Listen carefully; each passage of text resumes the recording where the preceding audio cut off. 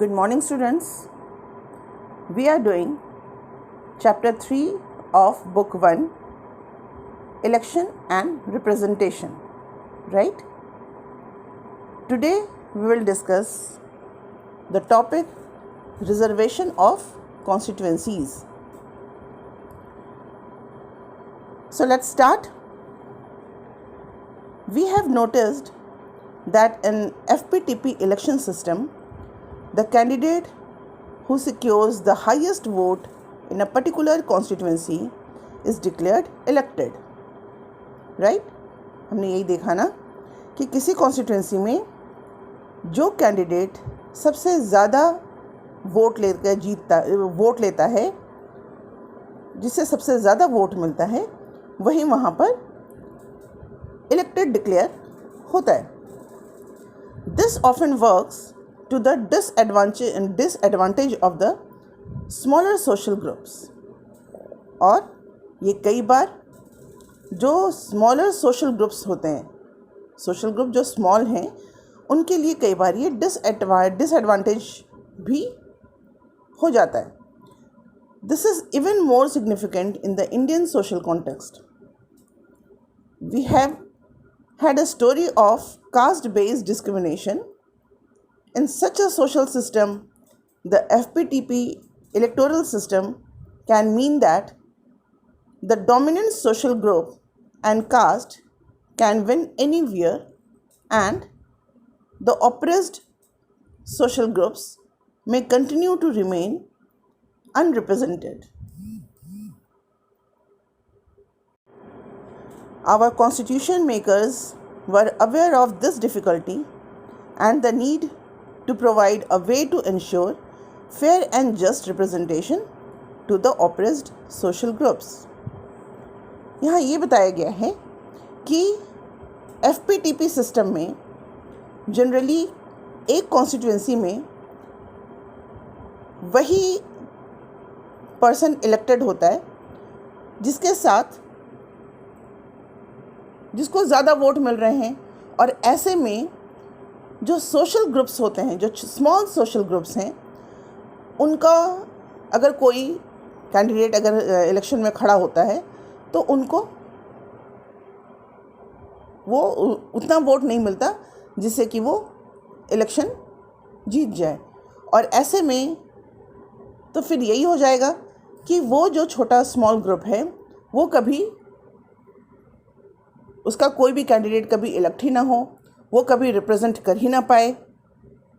और इस तरह की कमी का अंदाज़ा हमारे कॉन्स्टिट्यूशन मेकर को था और इसलिए उन्होंने एक प्रोविज़न भी बनाया जिससे सबको समान रूप से इक्वली इलेक्ट होने का, रिप्रेजेंट करने का राइट भी मिले. This issue was debated even before independence and the British government had introduced separate electorates. This system meant that for electing a representative from a particular community, only those voters would be eligible who belong to that community. In the Constituent Assembly, many members expressed a fear that this will not suit our purpose. Therefore, it was decided to adopt the system of reserved constituencies. In this system, all voters in a constituency are eligible to vote, but the candidates must belong to only a particular community or social section for which the seat is reserved. इस system में ये provision बनाया गया कि उस constituency के सारे लोग, उनको वोट करने का राइट तो होगा, लेकिन कैंडिडेट जो होंगे, किसी भी पार्टी के वो कैंडिडेट हों, लेकिन कैंडिडेट जो होंगे वो उस स्पेशल कम्युनिटी के ही होंगे जिनके लिए वो सीट रिज़र्व की गई है. फॉर एग्ज़ाम्पल, अगर कोई एक एरिया जहाँ पर एससी और एसटी ज़्यादा हैं, वहाँ पर उस कॉन्स्टिट्यूंसी में जितने लोग हैं वोट तो सारे करेंगे, लेकिन जो इलेक्शन कंटेस्ट करेगा वो किसी भी पार्टी का हो, उसका उस कम्युनिटी से बिलोंग करना ज़रूरी है और इससे इलेक्शन का पर्पस भी सॉल्व हो जाएगा. There are certain social groups which may be spread across the country. In a particular constituency, their members may not be sufficient to be able to influence a victory of a candidate. However, taken across the country, they are a significantly sizable group. To ensure their proper representation, a system of reservation becomes necessary.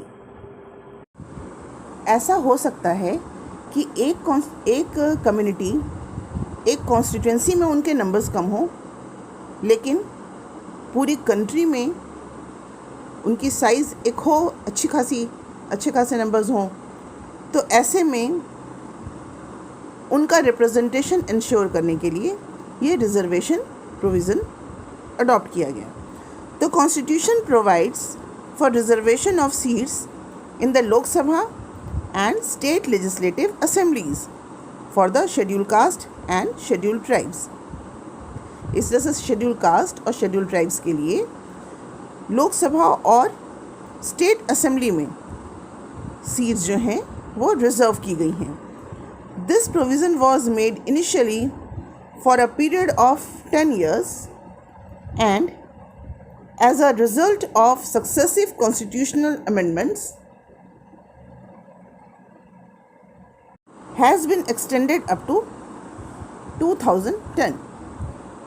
The Parliament can take a decision to further extend it. When the period of reservation expires, the number of seats reserved for both of these groups is in proportion to their share in the population of India.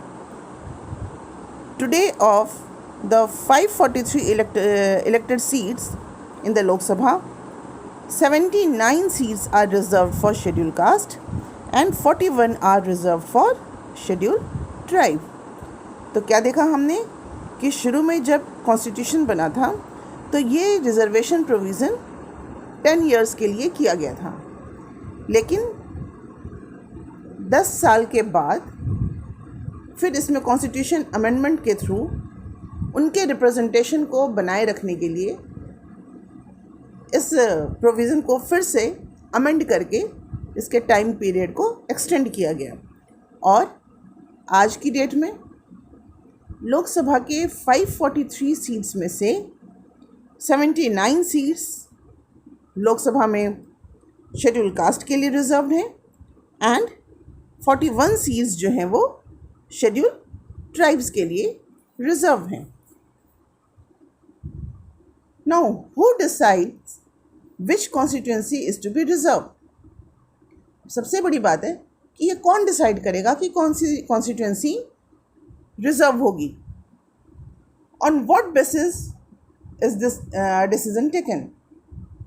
और अगर मान लो कि कोई decide, अगर मान लो parliament को ही decide करना है, तो ये डिसाइड करने का आधार क्या होगा, किस बेस पे ये डिसीज़न होगा कि कौन सी कॉन्स्टिट्यूंसी को रिजर्व करना है. This decision is taken by an independent body called the delimitation commission. कौन सा कमीशन? Delimitation commission. ठीक है, तो कौन सी कॉन्स्टिट्यूंसी रिजर्व होगी और किस बेस पे होगी, ये डिसाइड करने वाली जो बॉडी है वो डेलिमिटेशन कमीशन कहलाती है. The delimitation commission is appointed by the president of India and works in collaboration with election commission of India. Appointed होती है प्रेसिडेंट के थ्रू और इलेक्शन कमीशन के साथ मिलकर काम करती है। It is appointed for the purpose of drawing up the boundaries of constituency. किस लिए इसका अपॉइंटमेंट किस लिए होता है? कॉन्स्टिट्यूंसी की बाउंड्री बनाने के लिए, बाउंड्री डिसाइड करने के लिए। आपको पता है ना, इलेक्शन कमीशन जो है वो जो कॉन्स्टिट्यूंसी है उसकी बाउंड्री क्या होगी ये बनाने का काम तो ये डेलिमिटेशन कमीशन के साथ मिलकर बनाया जाता है। तो बाउंड्रीज ऑफ कॉन्स्टिट्यूंसीज को ड्रॉ करने के लिए all over the country. A quota of constituency to be reserve in each state is fixed. हर स्टेट में कितना कोटा होगा ये फिक्स्ड होता है, हर स्टेट के पॉपुलेशन के अकॉर्डिंग। स्टेट में एससी और एसटी का पॉपुलेशन कितना है उसके प्रोपोर्शन के अकॉर्डिंग उस स्टेट में सीट का कोटा फिक्स किया जाता है, depending on the proportion of SC and ST in that state. Means a quota of constituency to be reserved in each state is fixed depending on the proportion of SC or ST in that state. After drawing the boundaries, the Delimitation Commission looks at the composition of population in each constituency.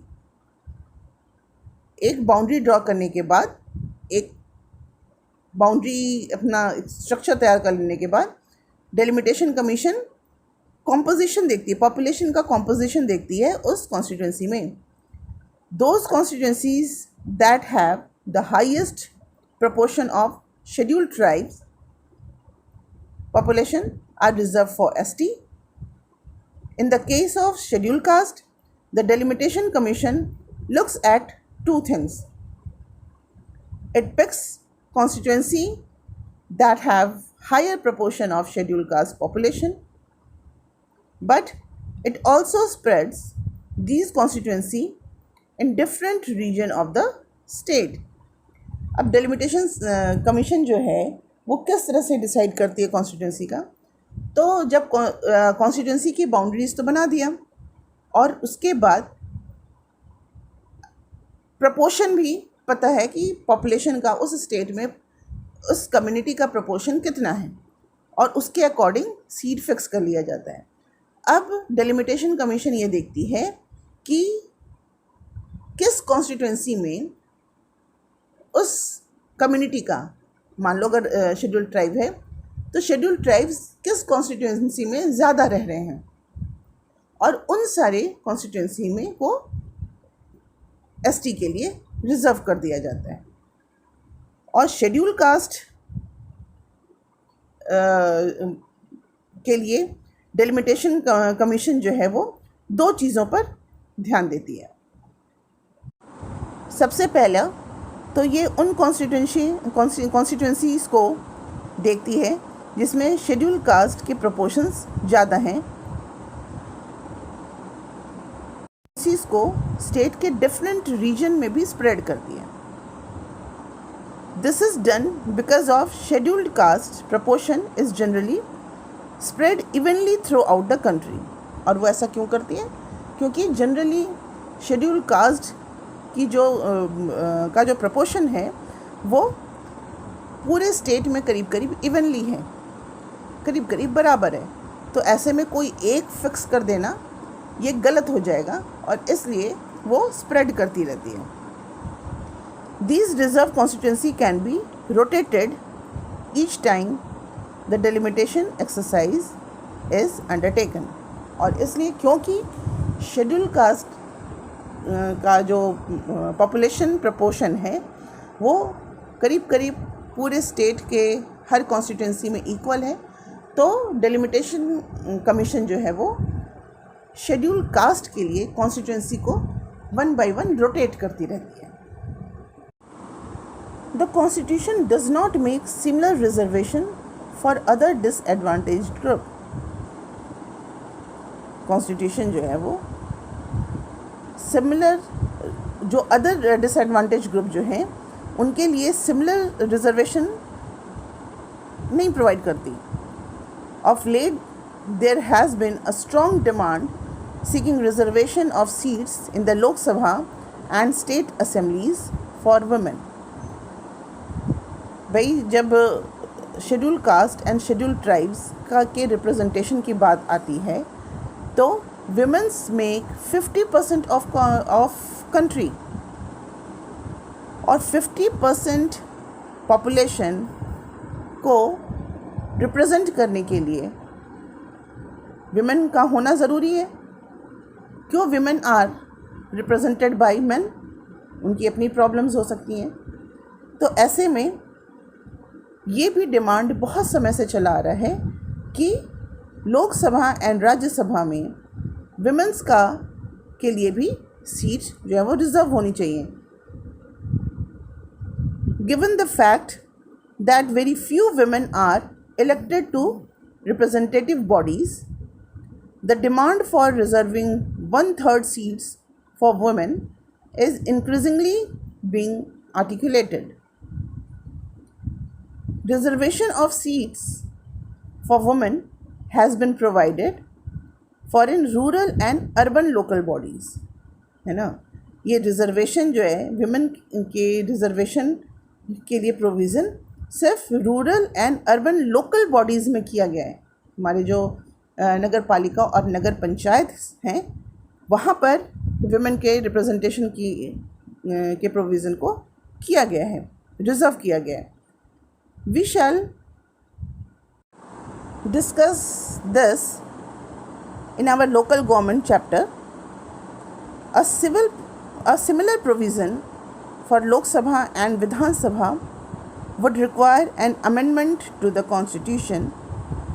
Such an amendment has been proposed several times in the Parliament but has not yet been passed. Women के reservation के लिए लोकसभा और विधानसभा में कई बार ये bill propose हुआ लेकिन ये बिल अभी तक पास नहीं हो पाया है। मीन्स ये प्रोविज़न सीट के रिजर्वेशन का जो प्रोविज़न है केवल एससी और एसटी के लिए है और लोकल बॉडीज़ में एससी एसटी एंड विमेन के लिए भी है, लेकिन लोकसभा एंड राज्यसभा में अभी विमेन के लिए सीट का रिजर्वेशन जो है वो प्रपोज्ड है, अभी बिल पास नहीं हुआ है।